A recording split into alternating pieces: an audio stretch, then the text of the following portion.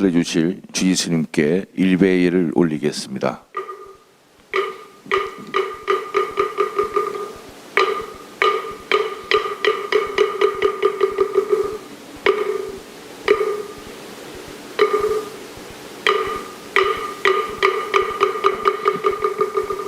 네, 모두 자리에 앉아주시기 바랍니다. 법문에 앞서서 몸과 마음을 고요히 가라앉히는 입정이 있겠습니다.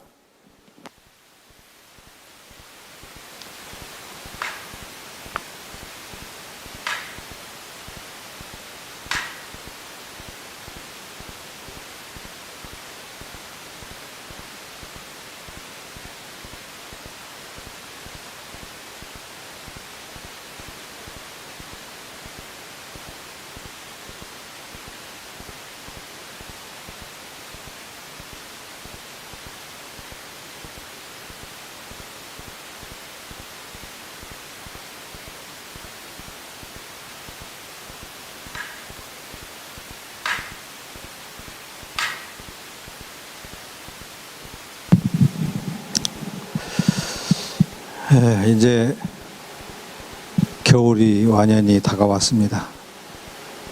이렇게 추울 때 우리가 필요한 것이 바로 따뜻함입니다. 따뜻함 중에서 가장 따뜻한 것이 바로 보호입니다. 보호. 따뜻한 것을 함께 하는 것, 이것이 바로 우리가 보호를 하는, 베푸는 그런 행위가 바로 따뜻함을 함께 하는 것이 아닌가, 이렇게 생각이 되어집니다.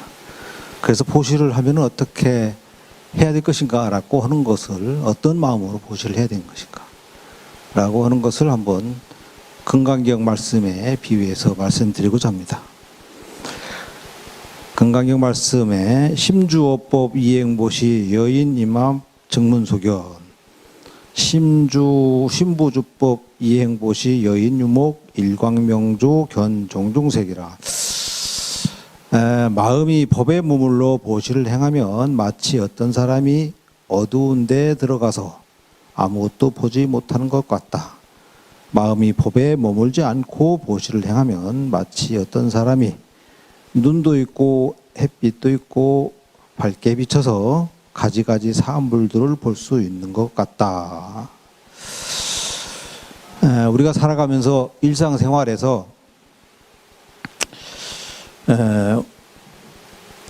삶을 살아가는 그 과정에서 어떠한 것을 바르게 이해하고 인식하지 못한 경우가 많다. 그래서 그거의 본래의 뜻을 잘 이해하지 못하고 그러면서 여러 가지 과오를 범할 수가 있다. 바르게 이해하지 못하게 됨으로 인해서 바른 판단이 서지 않는 것이다. 그렇기 때문에 하나를 가지고도 이쪽 사람 다르고 저쪽 사람 다른 거야. 그리고 중간 사람 다르고. 요즘은 이제 여러 가지 정치적 성향을 보게 되면은 똑같은 걸 가지고도 이쪽 사람들 편 다르고 저쪽 편 다르고 그렇습니다. 그것은 바로 그분들이 가지고 있는 인식이, 이해가 서로가 잘 안 되기 때문에 그렇다라고 하는 겁니다. 그래서 그러한 것들을 자기 입장에서 바라보지 말고 객관적 입장에서도 바라봐야 된다라고 하는 겁니다. 그래서 금강경에서는 우리가 그러한 것들을 바라볼 때 집착으로서, 집착 때문에 바르게 바라보지 못한다. 집착이라고 하는 것 때문에 그 사물을, 그 내용을 바르게 바라보지 못한다. 그렇기 때문에 보시하는 것, 이것도 보시하는 거나 뭐 다른 것도 또한 마찬가지겠지만은 어떤 기준이나 어떤 틀이, 판단에 이러한 것들이 다 자기 주관적으로, 자기 생각대로 판단을 하기 때문에 그 판단이 흐려진다. 그렇기 때문에 이제 말이나 행동이 다르게 나온다. 우리가 이제 베푸는 것도 마찬가지예요. 베푸는 것도 보시하는 것도 공덕을 바라고 베풀게 되면은 그 공덕이 제대로 이루어지지 않는다. 그 베푸는 일의 결과가 온전치 못하다. 나는 너한테 베풀었는데 너는 왜 나한테 베풀지 않느냐. 서로 주고받는 베풀었다라고는 상이 생기면은 그것은 온전한 베품이 아니다. 그래서 우리가 그 마음속에 어떤 기준이나 법도에 머무르지 않고 보시를 행하면은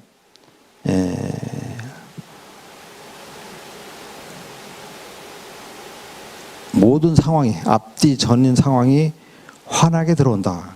그래서 우리가 보시를 행할 때는 어떤 기준이나 어떤 틀을 그리고 또 어떤 대가를 바라는 그러한 것을 두고 보시를 하지 않고 그래서 즉 말하면 무주상 보시라 해요. 무주상 보시. 대가를 바라지 않는 그런 보시를 해야 된다. 그리고 객관적인 눈을 바라보고 그러한 판단으로서 보시를 해야 된다. 그래서 어떤 일도 선입견, 고정관념, 즉 상을 내지 말라라고 하는 겁니다. 상을 내지 말고 보시를 해라. 상을 내고 하는 보시는 그만큼 선입견이 생기는 거예요. 그리고 또 그만큼 자기에 대한 어떤 자기 객관적인, 자기 주관적인 이런 생각에 치우치기 때문에 보시에 대한 그러한 좋은 생각들이 달라질 수 있는 것이다. 그래서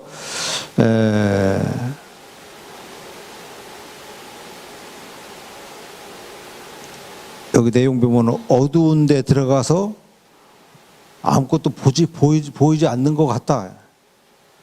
아무것도 보이지 않는 것 같다.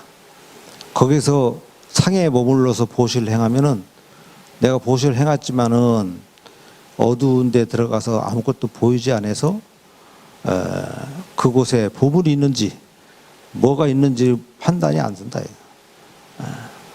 그렇기 때문에 법에 머물지 않고 상에 집착하지 않고 보시를 행하면은 그 안에 보물이 가득하고 또 눈이 보이고 또 환하게 보여서 사물이 보여서 그 안에 보물을 가지고 나올 수 있다라고 하는 상이 없는 보시는 그렇다라고. 그만큼 이익에 봐서 상을 내지 않고 보시하는 것이 그만큼 이익이 크다라고 하는 것을 말씀드리는 겁니다. 그래서 매사에 보시뿐만 아니라 어떤 거든 간에 집착하는 상이 있으면은 마음의 눈이 어두워져서 그 인생을 바르게 바르지 못하게 살게 되는 것이다라고 하는 겁니다. 세상에 사는 일도 마찬가지예요. 세상에 어떤 살아가는 사람도 어떤 고정관념에 사로잡혀서 살다 보면은 그렇게 하게 되는 거예요. 그래서 그런 고정관념 이러한 것들은 어떻게 보면은 집착이 상이 되고 그 상이 결국은 나한테는 건강경 중에 이런 얘기가 있죠. 상을 내는 사람이 중생이고 상을 내지 않는 사람이 부처다라고 할 정도로 그만큼 이 상이 우리가 깨달음의 길로 가는데 또 행복한 삶을 살아가는데 가장 걸림돌이 바로 그러한 상이다라고 하는 것입니다. 얼마 전 뉴스에 보면은 혜민 스님의 풀소유라고 해요. 풀소유. 그런 얘기가 나왔습니다. 무소유라고 하는 것을 많은 사람들이 혜민 스님을 비난하고 이렇게 하는데, 설사 비난받을다 하더라도 다른 사람을 비난하려면은 먼저 자기 자신을 돌아봐야 된다. 자기 자신을 돌아봤을 때 과연 내가 그 스님을 비난할 수 있을 것인가 라고 하는 것을 스스로 잘 판단을 해야 됩니다. 그리고 무소유라고 하는데, 무소유는 아무것도 갖지 않는 것이 무소유가 아니에요. 무소유는 집착하지 않는 거예요. 돈이 아주 많은 사람도 무소유의 삶을 살 수 있어요. 바로 집착하지 않는 거예요. 집착하지 않고 돈이 많은 사람도 항상 베풀면서, 그리고 또 자기 기업에 계속 투자하고, 또 기업의 노동자들에게 더 많이 베풀고, 투자도 더 많이 하고, 그렇게 하고 사이에 좋은 일도 많이 하고, 이러면 오히려 더 부자가 되지 않겠나. 그러면서 더 이렇게 세상에 돈이 벌리면 세상에 환원하고, 이러한 삶이 바로 무소유의 삶이에요. 무소유의 삶이 아무것도 갖지 않는 것이 무소유의 삶이 아니라 그렇게 집착하지 않는 삶이에요. 즉 여기 말씀했던 것처럼 상을 갖지 않는 삶이 바로 무소유의 삶이다. 그러니까 무소유라고 하는 것을 알지 못하니까 그렇게 혜민 스님을 비난하고 하는 거예요. 적어도 혜민 스님은 제가 알기로는 나름대로 좋은 일도 많이 했고, 또